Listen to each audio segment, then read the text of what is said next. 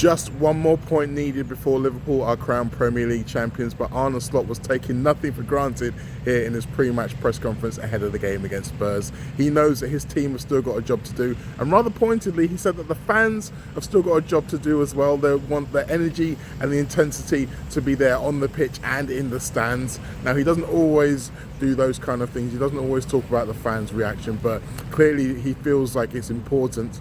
Now, the other thing he was asked about was about how he feels about being a Premier League champion. Has he given himself the chance to dream yet and to think about what it means for him? And no, he still hasn't thought about any of those things. We had some injury updates on Joe Gomez, and I asked a question about Conor Bradley that wasn't just about Conor Bradley, and he gave a rather interesting answer to that. Now, you'll hear more from me in the press conference review that will be coming out on YouTube rather a bit later today, but wait on, it'll be there. Hello and welcome to the latest edition of the press conference review. I am here in my lab ready to pick over everything Arne Slot had to say ahead of the big game against Spurs. And I say the big game because this could be the one which Liverpool finally sealed their 20th league title, the one that we've all been waiting for all season long. So much emotion, so much anticipation ahead of this game, and Slot was asked about so many things along those lines, and we will go through all of them. First of all, we need to have a little look at what happened in terms of injury news. Joe Gomez is the only Liverpool player technically out injured, if you don't count Tyler Morton. Sorry, Tyler. And he won't be back yet. He's not back in training, Joe Gomez, that is.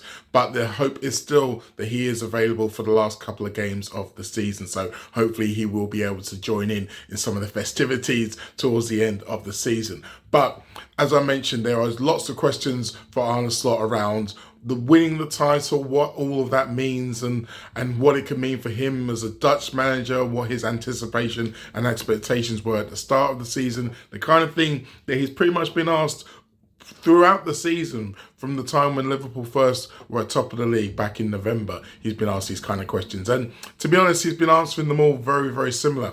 But there were a few things, a few nuggets of information that I found interesting, and I'm about to deliver those on a silver platter to all of you. So, without further ado, top takeaway number one, it's not over yet. Now, as I say, Liverpool only need one more point to secure that Premier League title, but it is true that that 1 point is going to need to be earned, just like the rest of them, with a 90-minute game of football. And it's a strange situation because obviously Liverpool fans are very much in party mode right now, but the players still need to be focused. Virgil van Dijk said that immediately after the game against Leicester, and Arne Slot had the same message today. The job is not done. And while there was a lot of talk that Spurs might be a very good opponent to face in this game, Liverpool have played them 3 times so far this season, so Arne Slot knows exactly how difficult it will be to beat them. He said so himself. The other thing he said was that he wanted the same kind of energy, intensity that he sees from his players every week, but also that he's seen from the fans every week. Now, whenever Arne Slot talks about what he wants from the fans, I'm always fascinated because he doesn't do it very often. So that makes you think that there's always a reason when he does do it. And if you look at the way Liverpool have played in recent weeks, it does feel a little bit like the tension of just getting themselves over the line is getting to them a little bit. They haven't been playing their best football in recent weeks. You look at the Leicester game and say, well, they created so many chances, so they must have been playing okay, but then they didn't put them away. And I think Slot's maybe perhaps a little bit concerned about the idea of Liverpool fans coming to the game expecting a carnival, expecting a party, expecting champagne football from their football team. And maybe that's not going to be the case. And maybe if they don't get those expectations, maybe they may not necessarily react in the best way. I still think back to that game against Wolves where Liverpool pretty much stopped attacking in the second half and everyone got really, really nervous. Or even the West Ham game in the second half where West Ham slowly took over. Once again, Liverpool kind of stopped attacking in the second half. But the thing about that West Ham game is that as soon as West Ham scored, the Liverpool fans came back into their own. They started cheering for their team. They started willing them back over the line. And Slot probably thinks that that's exactly what's going to need to happen. Or should he say, it might need to happen against Spurs. He may well need the crowd to be engaged. And if they've already got the deck chairs out, so to speak, maybe that won't be the case. So he wanted to focus the minds of all you in the stands just as much as he focused the minds of his players. Top takeaway number 2, the rest have got better more than the best have got worse. Now, Slot was asked about the relative strength of the Premier League, which has been a hot topic over the last 2 or 3 weeks. Is this the worst league we've ever seen? How strong is it? And people have been throwing in different conversations, different arguments regarding the European performance of the English teams this season, points totals of the champions and potential points totals beating this team and that team. And there's been so many different conversations around this, some from within, some from without. Now, Slot was asked about what he thinks about those conversations, and he gave the answer that I kind of expected him to give, in as much as he didn't really seem that bothered. He said that everyone is allowed to have their opinion, and it was very much the kind of, let them talk. It doesn't affect us. We are our own thing, which is the kind of message that I've been wanting him to give and that I've been giving out as well personally, in as much as there's no point letting other people dictate the narrative for you. If you're a Liverpool fan or if you're a Liverpool follower, don't let anyone else tell you it's a poor league and try to do down Liverpool's achievements. Because a lot of these conversations and debates have come from rival fans trying to do exactly that, trying to tell you that this league is not worth as much as some of the other leagues other teams have won. Forget about it. It doesn't matter to them. It's absolutely not Liverpool's fault if this team has done this or this team has done that. Liverpool can only beat the teams who are in front of them, and they've done that better than everybody else, which is why they're at the top of the league. But as I say, Slot doesn't mind any of these conversations. He just doesn't really hear them. He's one of those guys who doesn't really pay attention to any of that stuff. A man after my own heart.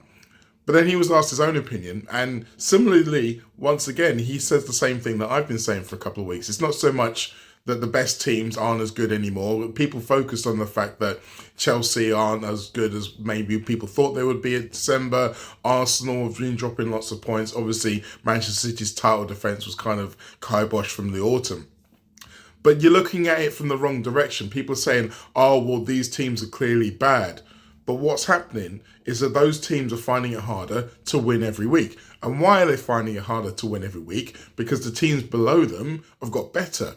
Slot has mentioned this so many times about the quality of player you get in the teams playing in 15th, 16th, 17th in the table. And we're going to be playing one of them at Sunday. And think about all the quality that Spurs have got in their ranks in terms of the likes of Solanke, Heung-min Son, Kulusevski, Mickey van der Ven, Romero, Vicario, Udogie, Porro. All of these players who potentially could play at a higher level, could play for fantastic teams, have been playing international football. So there are very, very strong teams even at the lower echelons of the league. And that means that it's actually more teams who are good rather than the top teams being worse. And Slot also mentioned exactly why that is. And he said the finances, he brought that in. Some of those teams can spend as much or more than the teams at the top. Now, some people I've already seen in the YouTube comments took this as a slight on FSG, that he was saying that other teams in the middle rank were spending more than Liverpool. But I don't think that that's what he meant. I think that he just meant that those teams should no longer be counted as minnows. So if one of those teams do beat a Liverpool or do take points of one of the top teams, it shouldn't be seen as some Cinderella story. It's just how it is.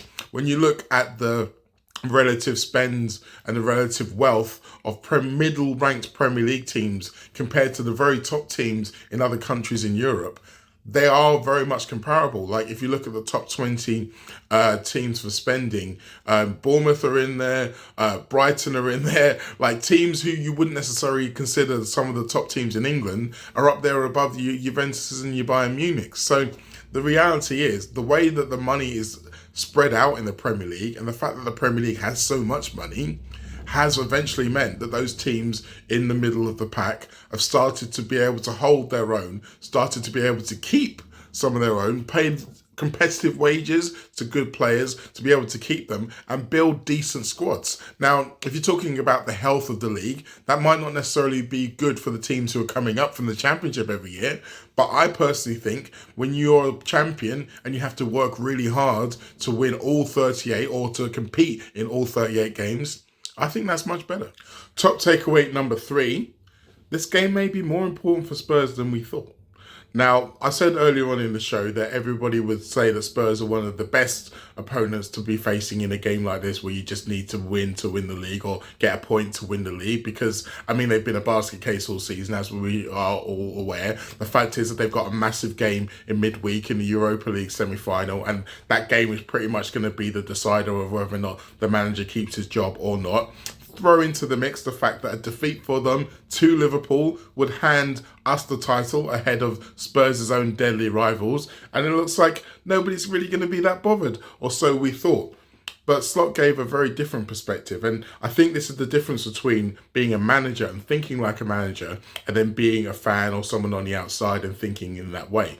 What Slot said is that they want to go into that big game in midweek in the best possible way. They want to go into it with the confidence of a good result and a good performance against the champions, or champions-elect as we still are at this stage. So it's not a free hit for Spurs. They are going to be wanting to be playing their best. And then if you think about the playing staff, we've spoken so much when you talk about Spurs this season about their injury crisis and this and that and the other. Well, all their players are back now, with the exception of a couple. So all those players are going to be fighting for places in that midweek team. They all want to play in the big games. They all want to play in the semi-final and then hopefully get a chance to play in the final. So they're going to want to show their best if they get picked on the Sunday. And then from the Ange Postecoglou's perspective, you may well think, well, the way that Ruben Amorim has treated the league games in between the Europa League, maybe he's just going to rest most of his best players anyway, so we won't see them. Well, perhaps he might. Perhaps he might. But if we look at history, there's a good reason why he might not. If you look at what happened to the Spurs the week before, when they went away to Wolves. That was in between the two Europa League games with Eintracht Frankfurt, and Ange Postecoglou rested most of his defence for that game. And what happened? They conceded 4 goals, they got beat, there was lots of discontent, lots of bad newspaper headlines, lots more talk of him getting the sack. It basically blew up in his face. So you can understand if maybe this time he's more reluctant to just rest a lot of players and just throw that game away. So I do think the Spurs are going to come there not wanting to be patsies. And this is before we get into all of the whole idea of Spurs fans being happy to lose and what that means for their rivalry with Arsenal. Because we saw last season when Spurs were very happy that Manchester City beat them at the Tottenham Hotspur Stadium in order to deny Arsenal the title. Ange lost his shit. He really did not like that. And to be honest, I don't think he's regained any respect for his own fan base from that point on. So I would be very surprised to see Ange leaning into anything that suggests that Spurs won't be taking this game anything but seriously. And as I mentioned previously, they do have quality players. They do have a few players who would absolutely want to score a goal at Anfield and spoil our party. So Liverpool going to have to be on their mettle. And don't be surprised if Spurs score a goal, maybe even take the lead in this game. But that means it's up to Liverpool to be at their best and to be able to face the challenge that Spurs throw down. And I still expect that to be the case. Now it's time for me to give you a little insight into what I had to say to Arne Slot. I asked him about Conor Bradley. Well, not just Conor Bradley, if you get what I mean. I wanted to ask about Conor Bradley. First of all, is he fit enough to play 90 minutes? I know he's just coming back from injury in the last couple of games. He hasn't managed a full 90. Is he fit enough now to play if need be? That depends, of course, on the upcoming 2 sessions. But he was getting closer and closer to 90 minutes. I think it was the first and the second one were approximately the same amount of minutes. And it's normal if you played twice around 70 minutes, then the chance of you being able to play 90 is getting closer and closer. But we are also taking very good care of him because he had 2 injuries that were similar. So yeah, let's wait and see how he does today and tomorrow. If he's able to play, and if he's able to play, if he can make 90. Also, I mean, he's done so well in his early Premier League career. It's easy to forget he's only played 26 games. I think he's only ever played full 90 on 3 occasions. Yeah. With the rest of the season to come, and thinking about some of the left wingers, obviously Spurs have got the likes of Richarlison, Matis Tell, then you've got Matoma, Martinelli, Pedro Neto. how key for his development is it for him to be able to face some of those really good elite Premier League players and maybe play some more full 90s between now and the end of the season? It's going to be very important for him to become an even better player than he is now, to play many games in a row. Unfortunately for him, there's also another fullback who is world class at this club as well, with Trent Alexander-Arnold. So that is probably the only reason why he hasn't played back-to-back games yet, because he definitely has the quality to do so. And I think that is the next step for him in his development, is to play every single week and feeling that pressure. And at a certain moment, probably that doesn't feel as pressure anymore. But that might be his next step. But as long as Trent is here, it's going to be a difficult step for him to make as well. But they are both very good fullbacks. So, quite a few of you already picked up on the fact that me asking about Conor Bradley and asking about Conor Bradley playing long minutes in the game is also a question about Trent Alexander-Arnold, because there's been a lot of debate about that this week. We've had Graham Souness weighing in. Obviously, Jamie Carragher had his own thoughts on his show about what you should do with the right back position. Once the title is won, should Conor Bradley be playing more minutes? Do we still need to see if he can be the man to take over in the event that Trent Alexander-Arnold leaves? Or do we think that Trent Alexander-Arnold deserves some kind of better version of a send-off? Do we think he deserves to still be the first choice right back across these last 5 games? Well, as I mentioned in the question, I do think that Conor still needs to prove himself. I think he's at the situation where he still needs reps. And it's appeared that Slot agreed. He did say that that's really important for his development, to not only be able to play against the elite players, some of the left wingers that I have reeled off there, but also to be able to play back-to-back and to deal with the pressure of playing back-to-back, to deal with the pressure of being the main man, if it has to be the case. Because as much as you can look at, oh, well, he played against Real Madrid, he played fantastically against Real Madrid, we know he can handle the pressure. But it's still a very different thing when you are the option, if you are the guy coming in rather than the guy who you know is going to be playing week in, week out, and teams are going to be coming to try and test you. I think we saw that last weekend. Stefan Mavididi, I wouldn't necessarily put him in the top echelon of Premier League footballers, but he is an experienced footballer. He does know how to beat a fullback, and there are a couple of times that he got it past Conor in ways that I felt like they were kind of, I wouldn't quite call them rookie mistakes, but they were the kind of things that you wouldn't expect an experienced seasoned right back to fall for. And that's where he needs to build up his reps. So I do think that as talented as Conor Bradley is, and as much as I think he's got a fantastic future at this club, he still needs more reps. And I still want to see him given the precedent. Now, we don't know officially what's going to happen with Trent. And some people saw that the way that he said, as long as Trent is here, then he's going to find it difficult. Some people saw that as an admission that Trent isn't going to be here much longer. Now, I tried that trick last week, looking between the lines and seeing what he said, man. Yeah, I'm not going to go down that road again, because plenty of people told me I was wrong, even though I still think I was right.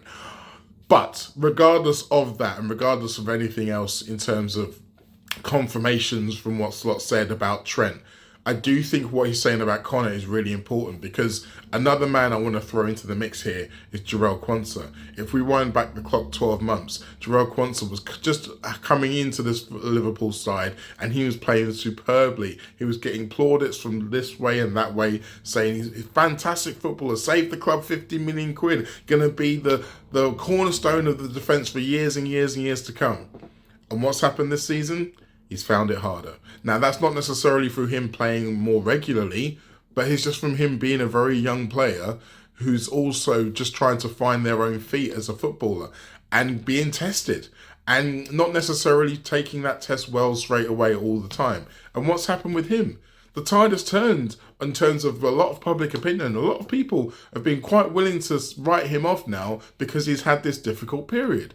Now, I just think that These are young footballers. We need to be able to allow them to make mistakes and then learn from them. I think back to Trent Alexander-Arnold when he started. Think about how long it took him to nail down that starting place and right back. For a long time, he was alternating with Joe Gomez. So it wasn't a given as soon as he showed talent that he was going to be the starting man and he was going to have no problems and it was all plain sailing. That's not how it works with young footballers. So all of this is to say, I do think it's very important that we give Conor Bradley some more minutes. I hope that we get to see him over the course of this season. We'll have to wait and see whether or not Slot believes that that can start this weekend. But I do think that if Conor Bradley is going to be the future of that position, and whether Liverpool are going to decide they don't need to buy a new right back in the summer, whether as a backup or as a first choice, I think it's important that we get to see more of Conor this season. We'll have to wait and see if Slot agrees. Well, there you have it. Another press conference review in the can. Haven't got very many more of these this season, which is a shame. Thank you all for watching. As always, please tell your friends, your Liverpool persuasion out there about this show. We can get as many fans on here as possible. Don't forget to like, don't forget to subscribe, don't forget to share and to comment. All of those things that feed that hangry algorithm monster. I'll see you next time.